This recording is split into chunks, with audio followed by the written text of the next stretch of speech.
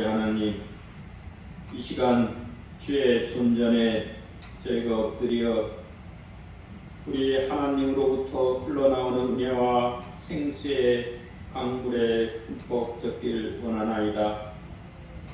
우리 아버지 하나님, 저희의 모든 허물과 죄악과 불충함을 주의 보혈로 말끔히 씻기시고 주의 은혜의 담비로 채우시며 생수의 강물이 흘러 저희가 되살아나고 번성하고 구원과 축복의 그 은혜를 힘있게 하옵소서.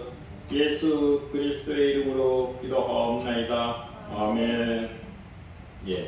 지난번에는 에스겔 37장 우리 마른 뼈의 그 탄생에 대해서 저희가 살펴봤습니다. 오늘은 우리가 함께 이제 성경 말씀을 우리 같이 보고 그 뜻을 되새기는 그런 시간을 갖겠습니다. 오늘은 에스겔 47장 그 참고 우리 자료는 다 받으시고 없으신 분은 뒤에 있으니까 참고 자료를 보시기 바랍니다. 오늘 제목은 생명수를 소망하며 치유받자입니다. 오늘 말씀 본문은 에스겔 47장 1절에서 12절에 에스겔이 환상을 본 겁니다. 비전, 환상 중에 하나님이 에스겔을 데리고 그 성전으로 데리고 가서 성전에서 흘러나오는 그 생명수, 그로 인해서 황무지와 이 죽음의 바다 사해가 어떻게 되살아나고 번성하고 거기 강둑가에 있는 생명나무들에게 그 과실과 잎이 푸르르고 그런 생명의 역사를 우리 보여주는 그런 장면입니다. 근데 여기서 보면은 먼저 성전으로부터 흘러나오는 생명수가 황무지를 적시고 사해가 죽음의 바다죠. 우리 한자로 사해고 한글로 풀으면 죽음의 바다를 되살리게 한다라고 합니다. 여기 이제 히브리 말로는 라파라 그래서 치유하게 한다는, 치유하게 해서 그것이 다시 번성하게 한다라는 그러한 것을 나타내는데, 이 하나님의 역사는 우리 특히 기독교는 동심원 구조입니다. 우리가 처음에는 하나님이 택하신 이스라엘 백성으로부터 이방인까지 그 하나님의 역사와 구원과 복음의 사역은 펼쳐지고 그로 인해서 온 세계 만민이 복음으로 축복과 회복이 되는 그 역사를 일으키는 것입니다. 여러분 이스라엘에 한번 가보시면 저는 한 열흘 갔다 왔습니다. 근데 이 북쪽에는 갈릴리 호수예요. 근데 이 유대 옛날에 고대 사람들은 물이 많으면은 바다라고 이렇게 불러요. 그러니까 흔히 이제 갈릴리 바다 이렇게도 얘기하잖아요. 근데 실제로는 바다는 아니고 지중해는 이제 큰 이제 짠물이 있는 바다지만은 이 호수입니다. 근데 엄청 큰 호수, 한 100km 되는 큰 호수가 북쪽에 있고, 그로부터 이제 요단강을 흘러가지고 이제 그 강 물은 이제 위에 헐몬산이라고 있습니다. 우리 백두산보다도 더 높아요. 그 큰 산에. 그래서 거기에는 얼음이 얼고 눈이 내리고 그래서 그것이 만년설이 거기서부터 물이 녹아가지고 가이사라 빌립보 거기로 해가지고 흘러내려서 이 단으로 해가지고 그 다음에 갈릴리 바다로 들어와서 요단강을 한 100km 정도 또 흘러가지고 제일 마지막에 멈추는 곳이 사해입니다. 그러니까는 갈릴리 바다하고 그 이스라엘에는 큰 이제 호수라고 그러죠. 우리 갈릴리 호수 사해라고 하는데 그게 다른 말로는 하면 염해, 짠 물이에요. 그러니까 무슨 얘기냐면 두 가지 갈릴리 바다하고 사해가 차이점이 뭐냐면 갈릴리 바다는 그 생수를 받아가지고 요단강으로 흘러보내요. 그러니까 하나님으로 받은 복을, 생수를, 그거를 갈릴리 바다는, 갈릴리 호수는 요단강을 통해서 흘러보내는 거예요. 그러나 사해는 왜 죽음의 바다, 죽음의 호수, 그 호수가 되었냐면은 지구상에서 이 제일 높이가 낮아요.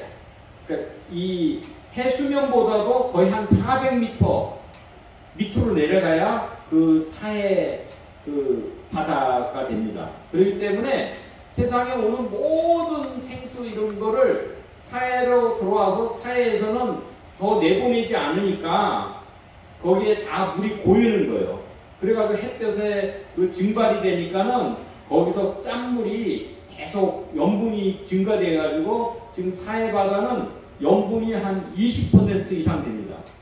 그렇기 때문에 저도 가서 봤는데 여러분도 그냥 가보시면 사해 바다에서는 누워서 신문도 보고 책도 봅니다.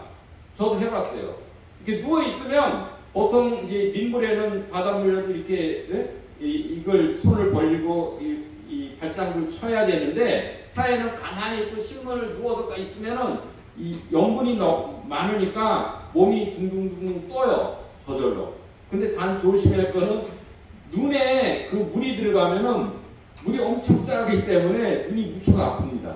이제 그거는 조심해야 돼요. 자칫해서 눈에 물이 안 들어가게 하고 이렇게 누우면은 뭐 그냥 가만히만 있어도 둥둥 뜰 정도가 그 정도로 염분이 많은 게 됩니다. 그러니까는 모든 것을 받아가지고 자기 혼자 다 채우고 흘려보내지 않는 곳은 사해, 죽음의 바다가 되는 거예요. 그 저주의 바다가 되는 거고, 축복의 바다는 갈릴리 호수, 갈릴리 바다입니다.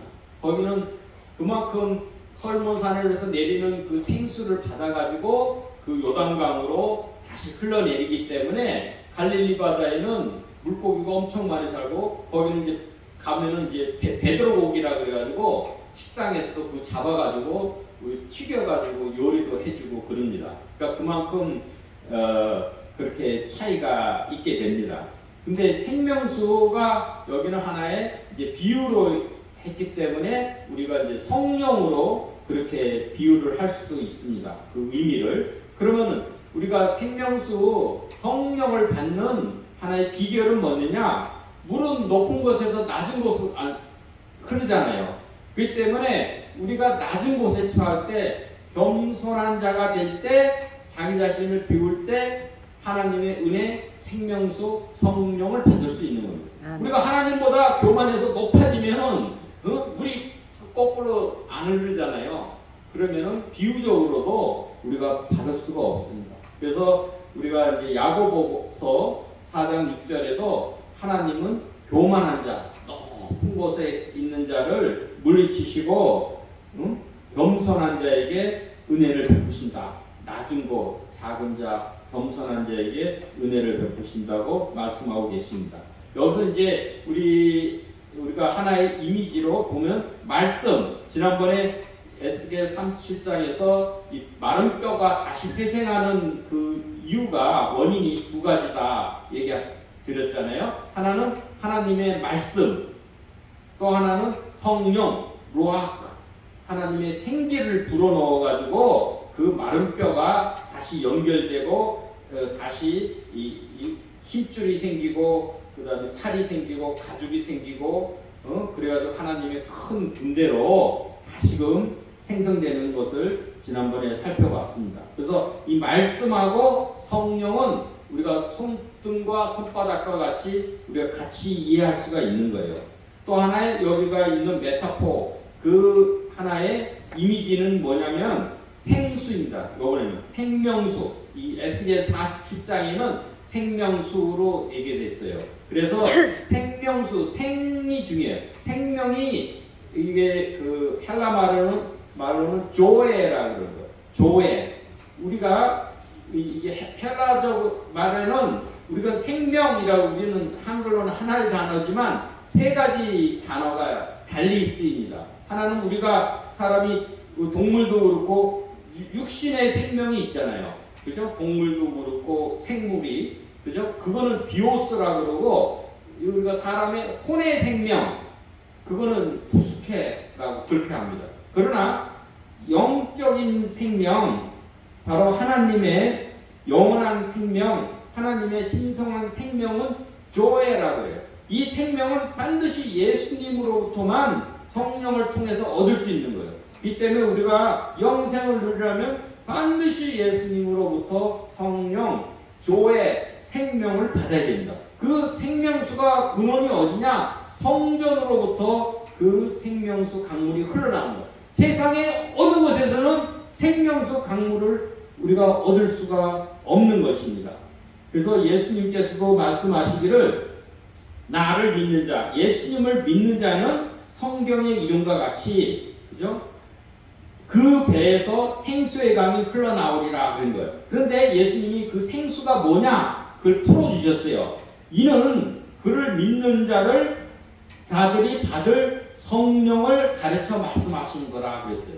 예수님이 분명히 생수를 성령으로 예수님이 그걸 요한복음 7장에서 풀어주셨어요. 그렇기 때문에 우리가 이 생명수, 그리고 요한계시록 2장 7절에는 이기는 그에게는 내가 하나님의 낙원, 패러다이스죠. 낙원에 있는 생명나무 열매를 주워 먹게 하리라. 여기서도 생명이 조예요. 조예. 생명을 얻어 열매를 먹게 하리라 그랬습니다. 그리고 요한계시록 22장 14절에는 어린 양의 피로 자기 두루마기를 빠는 자, 자기 옷을 빨아야 돼요. 우리가 하나님 거룩하신 존전에 나가려 그러면 우리 인간적인 세속적인 더러운 옷을 입고는 그 거룩한 분 앞에 설 수가 없어요. 그 때문에 우리 하나님께 나아가는 자는 그 자기 두루마기, 자기의 옷, 세속적인 그런 옷을 빨아야 돼요. 뭘로 빠느냐? 어린 양의 피로 빠는 거예요. 예수님이죠. 예수님의 보혈로 그 자기 옷을 빨아서 깨끗한 예복을 가지고 나가는 거예요. 그 빠는 자들이 복이 있다고 그랬어요. 그래서 그들은 생명나무에 나아가며 문들을 통하여 성에 들어갈 권세를 받으려 함이로다 말씀했어요. 이 생명나무의 생명이 조회를 얘기하는 거고, 거룩한 성은 거룩한 성, 새 예루살렘을 뜻하는 것입니다. 근데 여기서 보면 우리가 이 이미지가 성전, 원래는 이제 성막으로부터 시작되어 있죠. 그죠? 성막이 있고 성전, 그게 이제 확대돼서 그 다음에 이제 성전이 된 거고, 그것은 성전이라는 거는 하나님의 임재가 하시는 곳, 우리가 다른 말로 성막을 회막이라고 그러죠. 하나님을 만나는 곳. 그래서 회막이다도 부르고 증거막이다 이렇게도 불러요. 율법, 그 십계명을 그 성막 안에, 우리 법궤 안에 보관을 했잖아요. 그래서 우리 증거막이라고도 부릅니다. 그래서 그게 이제 성전이라는 그 말이 있고, 그 다음에 예수 그리스도도 바로 성전이다 이렇게 부르기도 합니다. 또한 교회, 성도들도 우리 성전이라고 우리 고린도전서 3장 16절에는 칭하기도 하고, 성도들이 모인, 우리 성도들이 모인 곳, 그게 교회죠. 교회도 우리가 성전으로 그렇게 이해하기도 합니다. 근데 여러분 이제 첫 페이지에 보면은 제가 성막 또한 그림을 하나 이렇게 그려드렸습니다. 이 성막에 보면 이렇게 2대1 그 비율이 중요합니다. 이 길이는 100규빗, 한 규빗이 이 팔꿈치에서 손끝이니까 보통 45cm에서 50cm 정도 그렇게 우리 계산을 합니다. 그리고 이제 이 폭은 50규빗, 2대1이죠. 이 비율이 중요해요. 이 노아방주도 비율이 중요합니다. 길이가, 너비의 길이는 50규빗이고 길이는 300규빗이니까 6배가 길이가 긴 거고, 높이는 길이에 이게 30규빗이니까 10분의 1이 그 비율, 그게 중요합니다. 여기 마찬가지로 이 성막도 길이가 100규빗, 폭이 50규빗이니까 2대1의 비유입니다. 그리고 문이 동쪽으로 하나가 우리 20규빗 문이 딱 하나가 나가 있는 거예요. 그러니까 다른 문으로 들어가면 도적이에요. 그 문이 이제 예수님이다 이렇게 비유하기도 하죠. 그리고 이제 성막의 그 구분이 세 구분이 돼요. 우리가 먼저는 뜰이 있어요. 마당 뜰. 먼저는 이제 주위에는 이렇게 이 천으로 쭉 다 막아놨어요. 문만 하나가 있고, 그런데 그 안에 보면 마당에 번제, 이게 성막 뜰이 있고, 그 다음에 그 안에 이제 텐트로 지어놓은 거 성소가 있고, 성소 안에 지성소, 그것도 2대1로 이렇게 비율이 됩니다. 그리고 이제 먼저는 번제단, 이제 제사를 성막에서 드리잖아요. 그러면은 그 앞에 이제 짐승 희생 제물들을 잡아서 불태우는 그런 이제 번제단이 있고, 그 앞에 물두멍이 있어서 거기 제사장들이 해다가 피도 묻고 손이 더러우면 성막에 들어갈 때 손을 씻고 정결제를 해야 되니까 물두멍이 있어서 거기 이제 물을 받아 넣어서 이제 손발을 씻고, 그 다음에 이제 커튼을 열고 들어가면은 이 북쪽에 진설병상이라 그래가지고 떡상이 떡이죠. 무교병 떡이 두 줄로 6개, 12개가 있어요. 12지파니까 6개, 6개를 두 줄로 이렇게 쌓아놓은 거가 떡상입니다. 그게. 무교병 떡상이 있고, 그 다음에 이제 남쪽 반대편에는 메노라 7개의 가지가 된 그 등잔불이 있어요.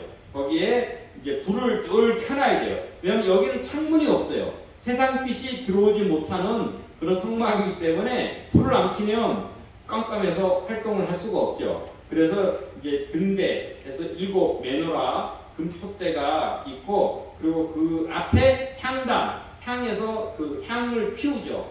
그래가지고 피우고, 그 다음에 그 커튼을 열 때는 아무나 들어가는 것이 아니라 제사장도, 이 성소에는 제사장만 들어가는 거예요.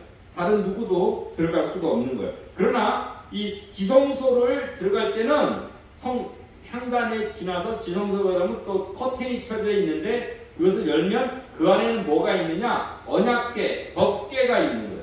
거기에 이제 시은자 속죄소라고 그렇게 되죠. 그 위에 이제 시은자 위에 이제 하나님의 발등상이 있다. 이제 이렇게 해서 이때는 이제 속죄일 때, 대속죄일 7월 10일 그때 제사장 용키푸르 때 대제사장이 1년에 한 번만 들어갈 수 있는 것입니다.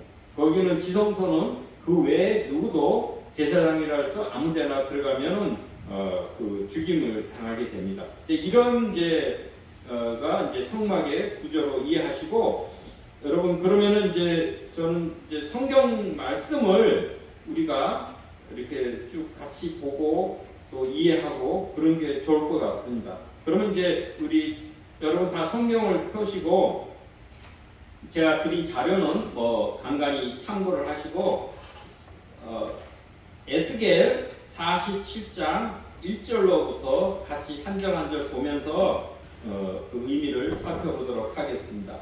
제가 구약 성서죠. 에스겔은 제가 가진 성경은 1226페이지입니다. 1226페이지 이 예언서의 중에 우리가 에레미야 다음에 에스겔, 이사야, 에레미야, 에스겔, 다니엘, 그래서 이제 우리 대선지서라고 하는데, 우리 같이 제가 1절 그러면 함께 읽으시죠. 하나님 말씀을 읽고 듣고 지키는 자가 복이 된다.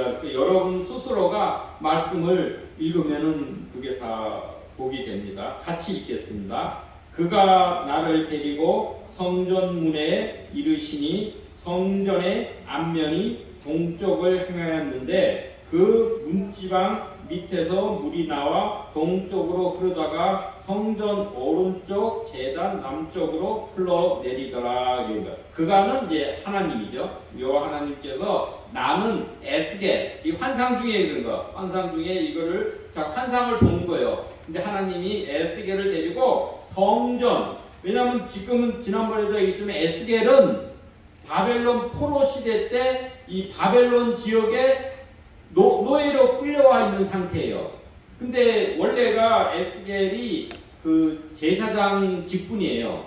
제사장 가문이죠. 그 제사장 세습을 했기 때문에 됐는데 이 25살 때 그 바벨론에서 포로로 잡혀와가지고 그 이방 땅에 와서 근데 제사장이 이 성전이 있어야 그 자기 제사장의 직무를 감당하잖아요. 할 수가 없는 거예요. 그러니까 이분은 늘 성전에서 자기가 제사장 직분을 잘 감당하는 거가 소원인데 할 수가 없는 거예요. 근데 이제 환상으로 보여주시는 거예요. 근데 놀라운 거는 제사장은 성전은 예루살렘에 있잖아요. 근데 예루살렘이 이 바빌론 포로로 BC 그러니까 597년에 에스겔이 붙잡혀 왔어요.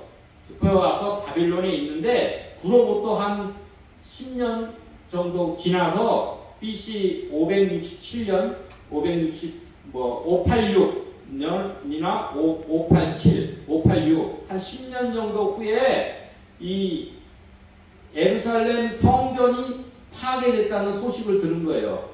이 포로로 잡혀온 그 이방 바벨론 땅에서. 그러니까 얼마나 에스겔이 가슴이 아프고 저가겠어요. 근데 하나님이 환상으로 그걸 보여주시는 거예요. 그러니까 성전이 다시 회복되는 그런 역사를 에스겔한테 보여주시는 겁니다. 근데 성전에 보니까는 문지방 밑에서 물이 흘러나오는 거예요. 그러니까 성전, 늘 생명소 생명은 아까 근원이 뭐라죠? 하나님, 예수님의 보좌, 요한계시록에도 하나님과 어린 양의 보좌로부터 생명수가 흘러나온다고 에스겔 요한계시록 마지막 장에 그렇게 돼 있죠. 그래서 성전 문지방에서 물이 흘러나와서 동쪽으로 흘러가. 문이 동쪽에 있다고 그랬죠. 그러니까 동쪽으로 흘러내리는데 이 성전 오른쪽 제단 남쪽으로 흘러내리더라. 이 번역이 조금 이해하기가 힘들어요. 동쪽으로도 흐르고 또 뭐 남쪽으로 흐른다. 근데 이 보면은 여기 이 구조가 문은 동쪽으로 나와 있지만은 남쪽 오른쪽으로 흘러내리는 게 성전 남쪽에서 그 물이 스며 나오는 거가 이게 똑똑똑 떨어진 거예요. 히브리 말로는 파카라 그래서 똑똑 졸졸졸졸 흐르는 거예요. 샘에서 물이 졸졸졸졸 흐르듯이 똑똑해서 한 방울 두 방울이 끊임없이 계속 흘러나오는 거예요. 그게 놀라운 거예요. 이게 큰 물이 갑자기 파도가 치는 그런 물이 아니고 똑똑똑 그 물이 흐르지만은 지속적으로 계속 그 물이 남쪽에서 이 성전 성소 남쪽에서 이렇게 흘러 나오는 거예요. 나와가지고 이게 동쪽 문으로 흘러내린 거예요. 문으로부터 나오는 거예요. 그 물이 남쪽 성전 그 남쪽에서 흘러나와서 이제 그 문이 동쪽에 있으니까 동쪽으로 이게 흐르는 거예요. 그래서 그가 또 2절이요. 그가 또 나를 데리고 북문으로 가서 이제는 이제 이걸 멀리서 바깥에서 보도록 하는 거예요. 북문으로 나가서 바깥길로 꺾여 동쪽을 향한 바깥문에 이르시기로 본즉 물이 그 오른쪽에서 스며 나오더라. 오른쪽이 결국은 이 남쪽을 얘기하는 거예요. 그래서 3절 그 사람이 손에 줄을 잡고 동쪽으로 나아가며 천척을 측량한 후에 내게 그 물을 건너게 하시니 물이 발목에 오르더니 그런 거예요. 성전 남쪽 그 문지방에서 물이 졸졸졸졸 이렇게 흘러내려와서 계속 흘러내려와서 결국은 그 물이 찬 거예요. 발목에 찼다 이런 거예요. 그러니까 여러분 하나님의 은혜를 제가 제일 마지막에 거기다 약간 해설을 3페이지에 해놨는데 우리가 하나님의 은혜를 봐도 처음에는 초기 은혜는 물이 은혜가 발목에 차는 거예요. 그러면은 발목에 차도 물이 발목에 차도 내가 이렇게 자기 마음대로 이렇게 건너갈 수도 있고 다닐 수가 있잖아요. 그러니까 처음 신앙생활 할 때는 은혜를 받아도 발목에 차면은 그때는 이제 자기 열심과 자기 의지가 여전히 살아있는 거예요. 그래서 좌충우돌하기도 하고 어떤 영적 사고를 내기도 하고 예배만 겨우 참석하는 그런 이제 발목에 하나님 은혜가 발목에 차는 그런 것을 이제 경험하게 됩니다. 그러나 그것이 계속 다시 4절에 다시 천척이라 그러면 한 척이 한 뭐 45cm, 50cm라 그러면 천이니까는 한 500m 정도 되죠. 근데 이건 뭐 긴 거리, 천이라는 게 꼭 뭐 우리 숫자 개념보다는 많다 이렇게 긴 거리로 이렇게 이해해도 되겠습니다. 다시 천규비 천척을 측량하고 물을 4개 물을 건너게 하시니 물이 무릎에 오르고 다시 천척을 측량하고 물이 4개 물을 건너게 하시니 물이 허리에 오르고 그랬습니다. 이제는 그 다음에 다시 천척을 측량하시니 물이 내가 건너지 못할 강이 된지라 그 물이 가득하여 헤엄칠 만한 물이요 사람이 능히 건너지 못할 강이더라 그랬어요. 처음에는 물이 졸졸졸졸 성전에서 출처가 중요합니다. 성전에서 흘러나와가지고 그 물이 처음에는 이제 발목에 차고 그 다음에는 어디에 찼죠? 무릎에 찬 거예요. 무릎에 차면은 우리가 이제 자기 무릎에만 물이 차도 자기 마음대로 이렇게 움직이는 거는 좀 한계가 있습니다. 그리고 이제 어느 교회 생활을 해도 이제는 이제 사람들도 알고 그 자기 조직에도 매이고 그러면 이제 때로는 이제 어느 정도 이 은혜가 무릎에 차면 갈등을 겪기도 해요. 아, 내가 진짜 여기 이 교회 조직에서 공동체에서 더 열심히 해서 전진해서 신앙의 발전을 가지고 왔느냐? 안 그러면 그 갈등 분기점에서 자칫하면 퇴행해내서 다시 그 발목 신앙으로 떨어질 수도 있는 것입니다. 그러나 그것은 이제 계속 하나님의 은혜는 점진적이에요. 굉장히 중요합니다. 점진적으로 흘러넘치는 거예요. 이때 우리가 제일 신앙생활에서 중요한 것은 신실성이에요. 꾸준하게 인내하면서 신실히 해야 열매가 있고 하나님의 은혜가 발목에 차고 점진적으로 차는 거예요. 무릎에 차고, 그죠? 이제 무릎에 이제 찼고 그 다음에 이제 더 차가지고 허리에 오른다는 거예요. 다시 재니까, 그죠? 허리에 오르면 이제는 허리가 물이 차면은 강을 내 마음대로 움직이기가 이제는 쉽지 않는 거예요. 그렇기 때문에 내 의지, 내 몸을 이제는 강물, 하나님의 은혜에 맡기는 단계가 되죠. 그래가지고 그 다음에 이제 더 천척을 더 측량해서 재니까는 그 다음에는 헤엄치고 건널 수 없는 단계가 되는 거예요.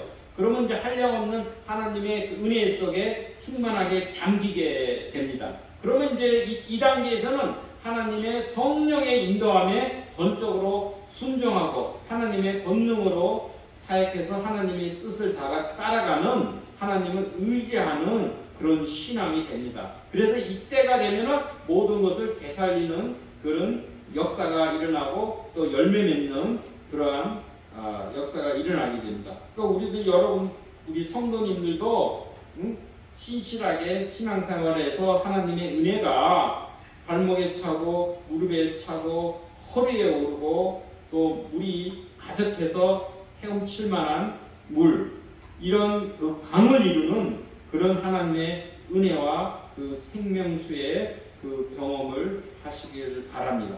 그 다음에 6절에 보면 그가 하나님이죠. 내게 에스겔에게 이르되 인자야 하는 것. 인자는 모탈 어쩔 수 없는 인생은 다 죽고 한계가 있고 유한하고 결국 보통 힘이 없는 그런 인생을 얘기하는 겁니다. 예, 인자야 내가 이것을 보았느냐 하는 거예요. 하시고 나를 인도하여 강가로 이제 북문에서 강가로 돌아가게 하시기로 내가 이제 그걸 강을 건널 수가 없는 그래서 강가로 이제 돌아가는 거죠. 7절에 돌아가니 강 좌우편에 나무가 심이 많더라 그랬습니다. 강이 있어야 황무지에는 이스라엘 그 유다 광야에 가면 거의 풀이 없어요. 거의 없어요. 있으면 시띠 나무가 가끔 있고 거의 풀이 없는 왜? 물이 없기 때문에. 그러나 생명수 강물이 이제는 강이 흐를 때 되니까는 강둑가에 이제는 나무들이 많이 이제 성장을 한 거죠. 그죠? 그래서 그가 또 8절 그가 내게 이르시되 이 물이 동쪽으로 향하여 흘러 아라바로 내려가서 바다에 이르리니 이 흘러내리는 물로 그 바다의 물이 되살아나리라. 이게 중요한 거예요. 그죠? 물이 아까도 성전 남쪽 오른쪽에서 그 물이 흘러나와가지고 스미어 나온다. 그죠? 돌돌돌돌 나와가지고 동쪽 그 문을 통해서 흘러가요. 계속. 그러면 우리 이스라엘 지도를 보면 우리가 이제 이 요단강이 있으면 이 동쪽으로가 동편에 이스라엘 땅이 고구마처럼 길쭉하게 있고 이쪽은 지중해 바다예요. 바다고 요단강을 건너면 이제 동편 또 광야가 나오는데 거기에 중간에 우리 예루살렘이 있죠. 예루살렘은 높은 곳에 있어요. 한 800몇 고지에 있어요. 높은 곳, 이렇게 뭐 언덕이라고 그랬지 그런 산에 예? 그 높은 800몇 고지니까 그곳에가 있어서 이렇게 이제 여리고 성으로 간다 그러죠. 우리가 요단강을 건너가려고 그러면 여리고 성으로 내려가면 이스라엘도 가면 거기서 예루살렘에 갔다가 다시 그 여리고로 내려가려고 그러면 한참 뺑뺑뺑뺑 돌아가서 깊이 내려가야 돼요. 그러니까 동쪽으로 있어요. 이게 그래서 동쪽으로 흘러서 아라바로 내려갔다 그러면 아라바는 그 요르단 계곡을 얘기하는 저지대 낮은 곳의 요르단 계곡 그러니까는 그 여리고성 있는 그쪽을 얘기하는 거예요. 그러니까 동쪽으로 내려와서 이게 예루살렘이 높고 거기에 성전이 있으니까 그 물이 동쪽으로 흘러가니까 그 아라바로 동쪽에 그 요르단 계곡의 낮은 지역으로 아라바 그 지역이 이름입니다. 글로 내려가서 바다에 이르니 여기는 이제 바다는 염해 사해를 얘기하는 거예요. 사실은 이 호수죠. 근데 아까도 말했지만 이스라엘 그때 고대 사람들은 물이 많으면 그냥 바다라고 다 칭하기 때문에 바다는 이 사해로 흘러가는 거예요. 죽음의 바다에 그 생수의 강물이 흘러가는 거예요. 그런데 놀라운 일은 그 흘러내리는 물로 그 바다의 물, 바다가 사해죠. 죽음의 바다, 저주의 바다가 다시 되살아난다는 거예요. 되살아난다는 건 히브리 말로 라파 그런 거. 여호와 라파 이런 말 있죠. 치유의 하나님, 치유를 회복이 일어나는 거예요. 그 생명수가 그 죽음의 바다가 생명수를 접하는 순간 다시금 되살아나는 그런 역사가 회복의 역사가 일어나는 거예요. 그래서 9절에 이 강물이 흐르는 곳마다 번성하는 거예요. 회복만 될 뿐만 아니라 번성하는 거예요. 예수님이 이 땅에 오신 것은 생명을 얻게 하고 그 생명을 풍성케 하러 오셨다라고 말씀하시잖아요. 요한복음 10장 10절에 마찬가지로 우리가 생명수 예수님으로부터 얻는 것은 내 생명이 다시금 얻고 조회로 회복될 뿐만 아니라 인생의 삶과 모든 그 주위까지 풍성하게 하는 그런 역사가 번성하는 역사가 일어나는 거예요. 회복되고 번성한다. 두 단어가 중요합니다. 번성하는 모든 생물. 그렇기 때문에 모든 생물이 이제는 다시금 되살아나서 고기가 힘이 많아지고 우리 9절입니다. 그래서 이 물이 흘러감으로 바닷물이 되살아난다. 아까 사해죠. 바닷물이라면 사해가 죽음의 바다가 다시금 생명의 바다로 라파 치유가 되고 되살아나고 이 강이 흐르는 각체 생명수 강물이 흐르는 각 곳마다 모든 것이 되살아나는 거예요. 그렇기 때문에 우리가 예수님의 복음을 증거하는데 예수님의 복음이 임재하는 곳마다 그 생명이 되살아나는 거예요. 달리 생명이 살 수 있는 길은 없는 거예요. 그 생명은 어디로 나온다? 하나님, 예수님의 어린 양의 보좌로부터 내리는 그 생명수가 임하는 곳마다 어디든지 그건 상관이 없어요. 죽음의 바다든지 황무지든지 척박한 땅이든지 어느 땅이든지 그곳은 다시금 살리는 역사. 근데 생명의 생수를 얻는 비결은 뭐예요? 낮은 곳에 임하는 거예요. 물은 높은 곳에서 낮은 곳에 임하는 거예요. 내가 하나님보다 높다고 그러고 교만하다고 그러면은 하나님의 은혜가 임할 수가 없는 거예요. 여러분, 그런 낮은 곳에, 겸손한 곳에 어린아이 같은 심령에 생명수가 임할 때 그 모든 것이 각처에서 되살아난다라고 증언하고 계십니다. 그 다음에 10절에 또 이 강가에 어부가 설 것이니 많은 이제 광물이 살아나가고 바다가 살아나서 거기에 많은 물고기가 생기니까 이제 어부들이 등장하는 거예요. 물고기가 없으면 어부가 있을 필요가 없잖아요. 근데 어부들, 이거는 이제 하나의 우리 복음의 사역자로 비유할 수도 있습니다. 어부들이 살아나서 설 것이니, 그러니까 엔게디에서부터 에네글라임까지 금을 치는 곳이 될 것이다. 그 고기가 각기 종류를 따라 큰 바다에 고기같이 힘이 많으려니와 그랬어요. 근데 이스라엘의 시대 유대 강야에 보면 엔게디라고 했어요. 엔이 안이라는 말에서 나오는데 샘이라는 말입니다. 이 문자 그대로는 이게 두 염소의 샘이라는 그 말이 됩니다. 그래서 이 엔게디가 이 다윗이 사울로부터 도망가서 그 400여 명을 데리고 엔게디에 가서 숨었다 그러잖아요. 거기 가보면, 저도 여기를 가봤어요. 가보면은 그 광야에 다 풀도 없고 마르지만 거기는 샘이 솟아가지고 그 물이 계곡을 따라 컬컬컬컬 흘러 넘쳐가지고 거기서 수영도 해요. 거기 웅덩이, 그 이만한 폭포수 밑에. 그 정도로 거기는 여러 가지 생물들이 살죠. 여기는 유다 광야에서도. 그 다음에 거기서 에네글라임이 어딘지는 우리 정확하게 지금 몰라요. 근데 거기서부터 엔게디에서 멀지 않는 곳에 지금 현재로는 아인파스카라고 해가지고 거기도 샘물이 있어요. 근데 큰데 보면 거기에 이렇게 울타리를 쳐놨는데 그 안에 보면 진짜 물고기도 있고, 유다 강야 안에 아인파스카라고, 지금도 이스라엘 가면 여러분 볼 수가 있습니다. 저도 직접 보고 왔고, 그 안내원을 따라서 들어가면은 갈대숲이 한 5m 이상 높아요. 그 밑에 물이 흐르고 실제로 그 연못가에 물고기도 있고, 놀라운 거는 거기 늑대, 표범 이런 것도 있대. 그래서 조심해라 이렇게 사인도 있고 그러더라고. 이건 이제 그렇게 해서 그런 곳이 다시금 살아나서 각종 물고기가 많은데, 그 종류를 따라 물고기가 많은데 큰 바다의 고기같이 힘이 많다. 여기서 큰 바다는 지중해를 얘기하는 거예요. 아까도 일반 바다는 사해지만은 큰 바다의 물고기, 지중해 실제 바다에는 어마어마한 그런 물고기가 여러 종류가 많이 있잖아요. 그런 거예요. 근데 11절이 이게 난해줍니다. 이게 풀기가 어려운 귀절이에요.